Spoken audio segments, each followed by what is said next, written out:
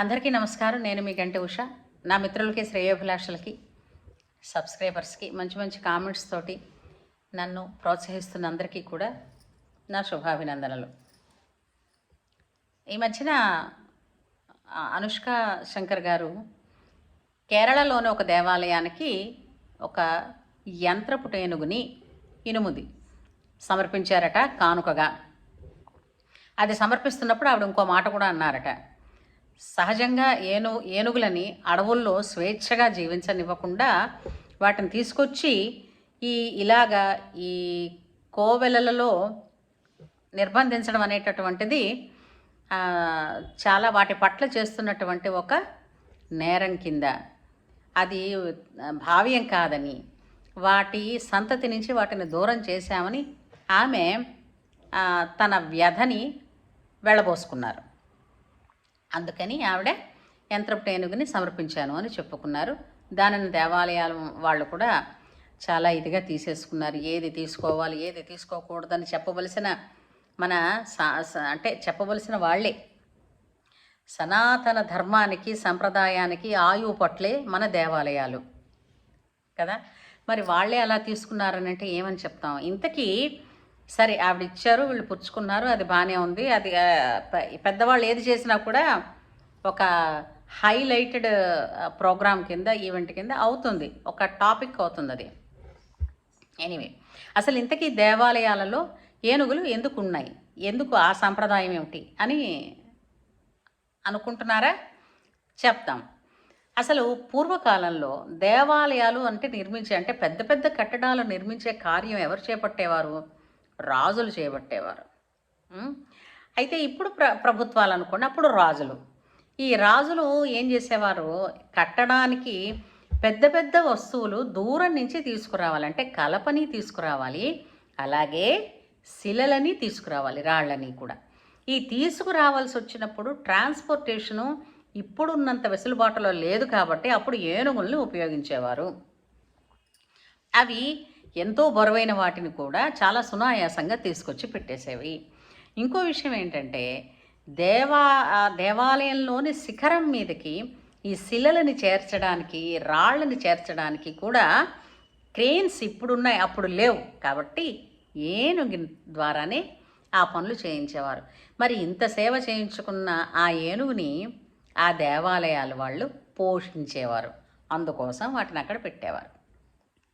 అంతేకాదండోయ్, ఆలయంలోని ఏ దేవత, ప్రధాన దేవత అయితే ఉంటారో ఆ అర్చామూర్తికి ఊరేగింపు సేవలు కొన్ని ఉంటాయి.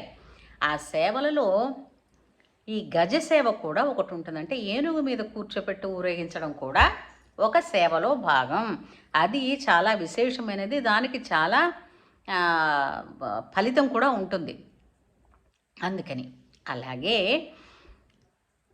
ఏనుగులు అనన్నవి జ్ఞానానికి, అంటే ఏనుగు ముఖం ప్రత్యేకించి జ్ఞానానికి, ఆకర్షణకి, అట్లాగే ఐశ్వర్యానికి ప్రతీక. గుడికి దర్శనానికి వచ్చిన ప్రతి వాళ్ళు ఏనుగుని ఎప్పుడైతే చూస్తారో మనసు ఆహ్లాదపడుతుంది. ఒకసారి చూడండి, ఎంతో చికాగ్గా ఎన్నో ఇంట్లో సమస్యలు, లేదంటే ఆఫీస్లో సమస్యలు ఉన్నవాళ్ళు ఉంటారు. కానీ అనుకోకుండా రోడ్డు మీద కానీ, ఎక్కడైనా మనం నడుస్తున్న తోవలో కానీ, వెళుతున్న తోవలో కానీ ఏనుగు కనిపించింది అనుకోండి, అన్నీ మర్చిపోయి ప్రశాంతంగా చూస్తాం దాన్ని. ఎందుకని? ఏనుగు తాలూకు లక్షణం అది. అందుకే వినాయకుడి బొమ్మలు ఎప్పుడు కూడా ఆకర్షిస్తూ ఉంటాయి. వినాయకుడి విగ్రహం, అవునా కాదా?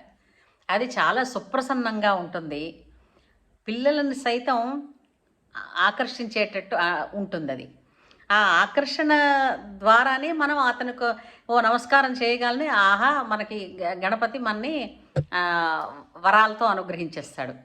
అలాగే ఏనుగు కలలోకి వచ్చినా, ఏనుగు ముఖం కనిపించినా కూడా ఆ రోజు ఒక శుభవార్త వింటారు అని పెద్దలు చెప్తూ ఉంటారు. ఇదమ్మా విషయం. అందుకని ఆ ఏనుగులు దేవాలయాలలో ఉండడం అన్నది సంప్రదాయమైంది. అంతే తప్ప ఏనుగులను ఏదో అక్కడి నుంచి తీసుకొచ్చి ఇక్కడ పెట్టేస్తున్నారు, వాటి జీవితం నుంచి, సహజ జీవనం నుంచి వేరు పెట్టి చేస్తున్నాము అని మీరు వాపోనక్కరలేదు. ఇంకో విషయం ఏంటంటే, నిజంగానే మీకు అంత వ్యధ ఉంటే గోహత్యలు జరుగుతున్నాయి కదూ, దాని యందు పోరాడండి. ఇంతేనా? ఏదైనా ఆదివారం వచ్చిందంటే చాలండి, మనకి వీధి వీధికి ఒక కొట్టు ఉంటుంది. ఈ ఏమిటది, మేకల్ని, గొర్రెల్ని, కోడుల్ని. నిజంగా నాకు అనిపిస్తూ ఉంటుంది, మనిషికి ఆదివారం సెలవు వచ్చింది అని అనుకుంటే వాటన్నిటికీ ఆయువు మూడిపోతుందండి. ఇదెక్కడి ధర్మం, ఇదెక్కడి న్యాయం కదా. అయితే మీరందరూ అంటారు, వాళ్ళు బతకద్దా, వీళ్ళు చేయొద్దా. బతకండి. బతకడం కోసం ఒకరిని చంపడమేనా? మనం బ్రతకాలంటే ఒకరు చావాలా? ఇక్కడ కూడా కొంచెం మనం అంటే ఆలోచించవలసినటువంటి పని ఉందని అనిపిస్తుంది. జీవకారుణ్య సంఘాలన్నీ కూడా మరి వీటిని ఏమంటారో కదా. అది సంగతి అండి అనుష్క గారు. అంతే తప్ప ఏనుగుల్ని బలవంతంగా బాధ పెడుతూ ఇక్కడెవరూ ఉంచేయటం లేదు. ఇది సనాతన దేవాలయాలలో వస్తున్నటువంటి మనకి సంప్రదాయం అన్నమాట, ఏనుగుల్ని అక్కడ ఉంచడం అన్నది. ఇది విషయం. ఉంటాను.